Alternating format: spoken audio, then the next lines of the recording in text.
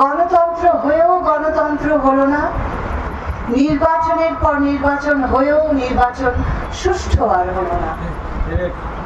25 বছর ধরে আমি নির্বাচন পর্যবেক্ষণ করেছি এবং কষ্ট পেয়েছি একটি উপলব্ধির মাধ্যমে যে আমাদের দেশের মানুষ কিছুতেই সুশৃঙ্খল হচ্ছে না এবং তারা নির্বাচনকে, আমরা দেশটাকে দলীয়করণ করে ফেলেছি, দলে দলে বিভক্ত করে ফেলেছি এবং নির্বাচন যখন আসে তখন আমরা সহিংসতার রূপে এই বিভক্তি আমরা দেখতে পাই। আপনাদেরকেও কষ্ট দেয়, আমাকেও কষ্ট দেয়।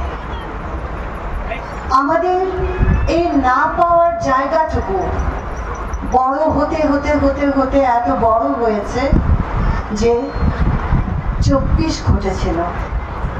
আমি বারবার বলি, আবারও বলি, 71 ছিল বলে, স্বাধীন একটা দেশ পেয়েছিলাম বলে, স্বাধীনভাবে স্বপ্ন দেখার আকাঙ্ক্ষা জেগেছিল বলে, একটা ন্যায্যতার রাষ্ট্রের আকাঙ্ক্ষা ছিল বলে আমরা আবার 24 দেখলাম। এবার যে নতুন করে দেশ গড়ার পালা, অন্যায়, বিভক্তি, দুর্নীতি, পারবো না আমরা এটা দূর করতে? শুধু মনে হয়ে যায়, মনে পড়ে যে এত পৃথিবীর এত দেশ যারা আমাদের মতো দরিদ্র, তারা উতরে যাচ্ছে, তো আমরা কেন নই? আমার নবীনগরের মেধা, কুমিল্লার মেধা, বাংলাদেশের মেধা, পৃথিবীতে জুড়ে বাঙালির মেধা কম কি?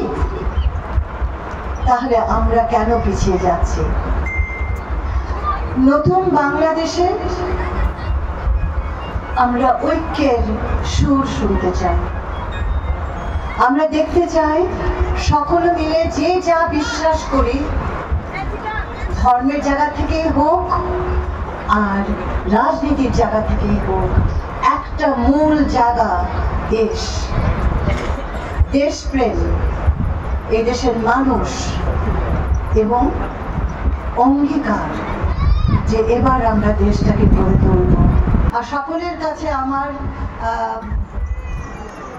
অনুরোধ থাকবে, এই নির্বাচনকে কেন্দ্র করে যেন কোনো সহিংসতা না হয়। সহিংসতা হলেই নির্বাচন নষ্ট হবে এবং এটা যেন না হয়, তার জন্য কি শুধু পুলিশ আর আর্মি যথেষ্ট? তাহলে কি লাগবে? আপনাদেরকে লাগবে না? আমি জানি না আপনারা আমাকে কথা দিতে পারবেন কিনা, কিন্তু একটা জিনিস মনে রাখবেন, নির্বাচন যদি চান, শান্তিপূর্ণ পরিবেশ রক্ষা করতে হবে এবং এটা যদি নষ্ট হয়ে যায় তাহলে কিন্তু নির্বাচন কঠিন জায়গায় চলে যাবে, সেটা আমরা কেউ চাইছি না।